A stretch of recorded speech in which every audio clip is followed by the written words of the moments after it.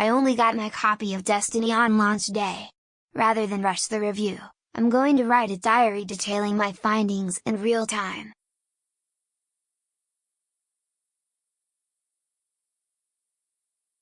Kicking off, I'll be detailing my experience blasting through Destiny 2's much talked about single-player campaign.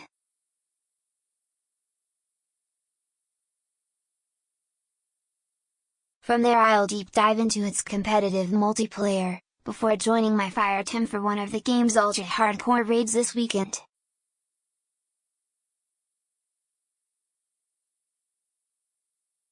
Also check back on trusted reviews for an assortment of guides detailing key tips and tricks you can use to build the ultimate guardian and collect the sweetest swag.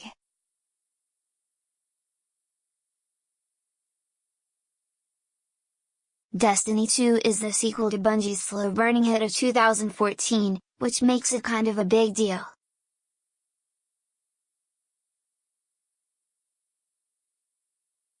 In case you somehow skipped the last 3 years, Destiny is an action shooter with rebounds per game elements created by the all-star Bungie team responsible for Yellow.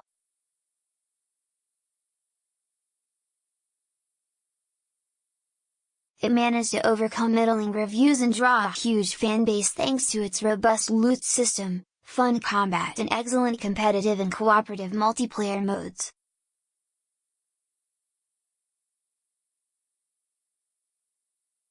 When Destiny 2 launched, the original game still had more active players than most of 2017's blockbusters.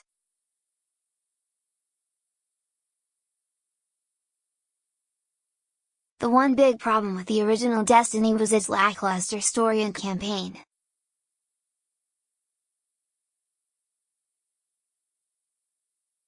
The story had an at best vague mythos about light-wielding guardians fighting to protect the last human city on Earth from an undisclosed darkness, and a basic go to this point on the map and kill things mission format.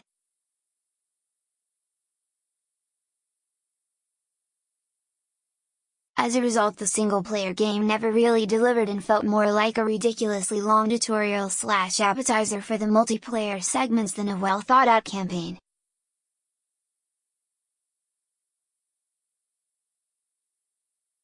Three years on, Bungie's taken note and worked hard to fix this issue on Destiny 2, and has done a stellar job of crafting a single-player campaign.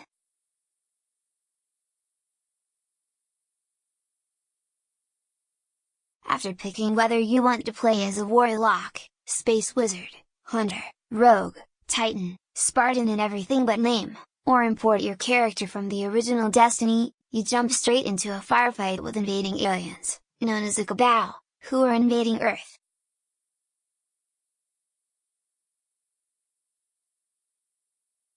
Not to give away any spoilers, but the opening sequence is Halo-level epic and does a fantastic job of making the seemingly immortal, super powerful guardians feel like the underdogs.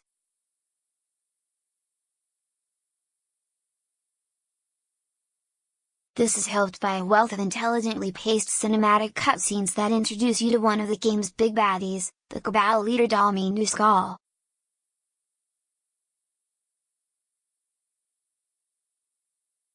The Cabal aren't the most original characters, but their Roman-style armor, deep voices, huge chunky weaponry and lumbering animations make them feel straight out of the nightmare Warhammer 40k universe.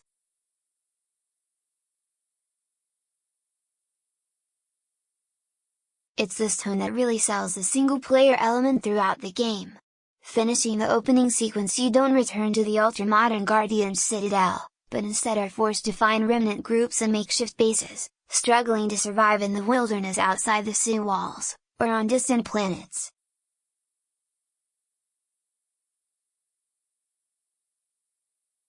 The feeling of vulnerability helps sell the idea that you're actually fighting to save humanity and makes the campaign all the more fun, despite the fact that Destiny 2's gameplay is very similar to the originals.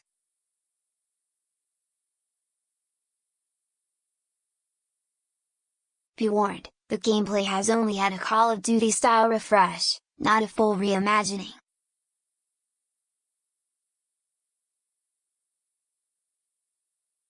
After the opening couple of hours, which are far more linear than the rest of the campaign, The game reverts to the same open world format that'll be familiar to anyone who has played the first Destiny, or Borderlands.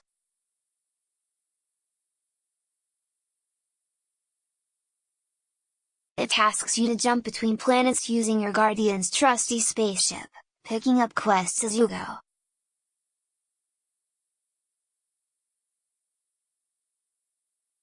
As before, quests and items of interest are marked on the minimap and have the same follower markers and kill whatever gets in your way format.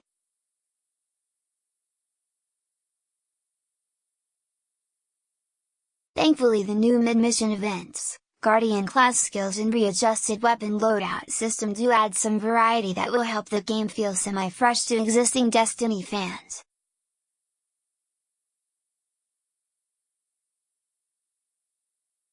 Events are random side missions that appear at specific times on the game map. They're designed to take advantage of Destiny's MMORPG always online element, which lets you see other local players in the game, even if you're playing solo without a fireteam.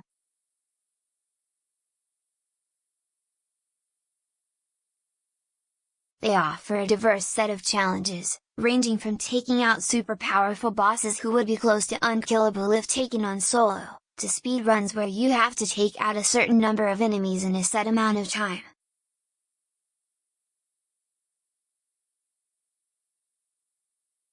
Though small, they provide a welcome diversion to the go from A to B format seen in most other campaign missions.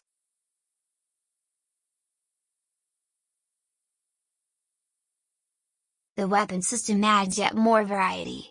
In Destiny 2 your Guardian can equip 3 different types of weapon: kinetic, energy and power.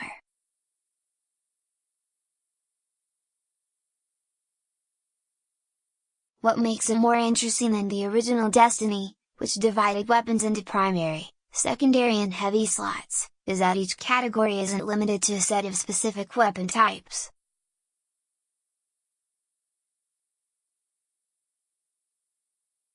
In Destiny 2 you can find every weapon type in each of the 3 categories. This sounds a small thing, but it makes it far easier to create a loadout specific to your playstyle.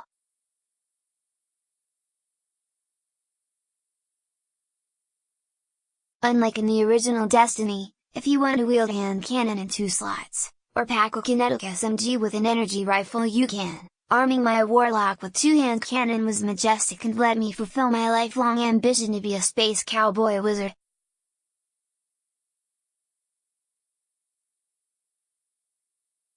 The 3 new subclasses, new supers and skills add yet another level of depth and strategy that was missing from the first game.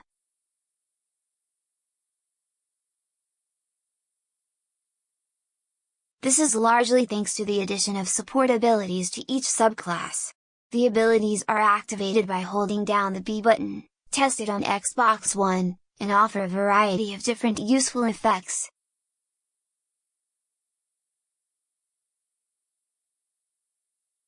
My current Warlock's Stormblade subclass can either summon a healing or stat boosting field for him and his allies, for example.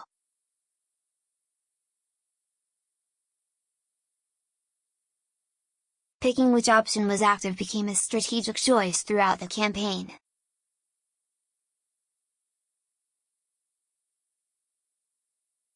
If fellow players had joined me for one of the game's shared events, where we had to take out a bullet sponge boss, the attack's boost ability was invaluable.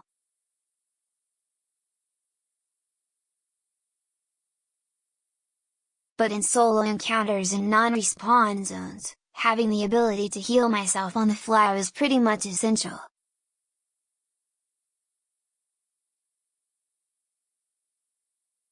I'm also a big fan of the Dawnblade's attacking super, which lets him summon a giant-ass flaming sword and smite the hell out of incoming enemies.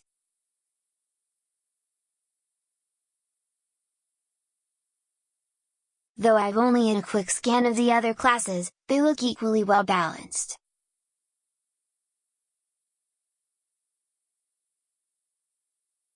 The new Titan Sentinel subclass can summon an energy shield, while the Hunter Arc Striker can summon a deadly lightning spear.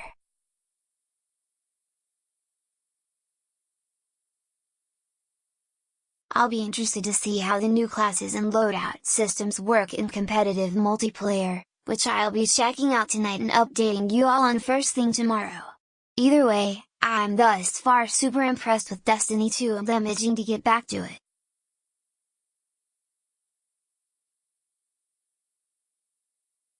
Got any questions about Destiny 2?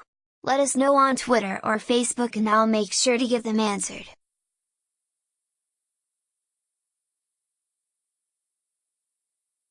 Also check back tomorrow for a full update on Destiny 2's competitive multiplayer modes.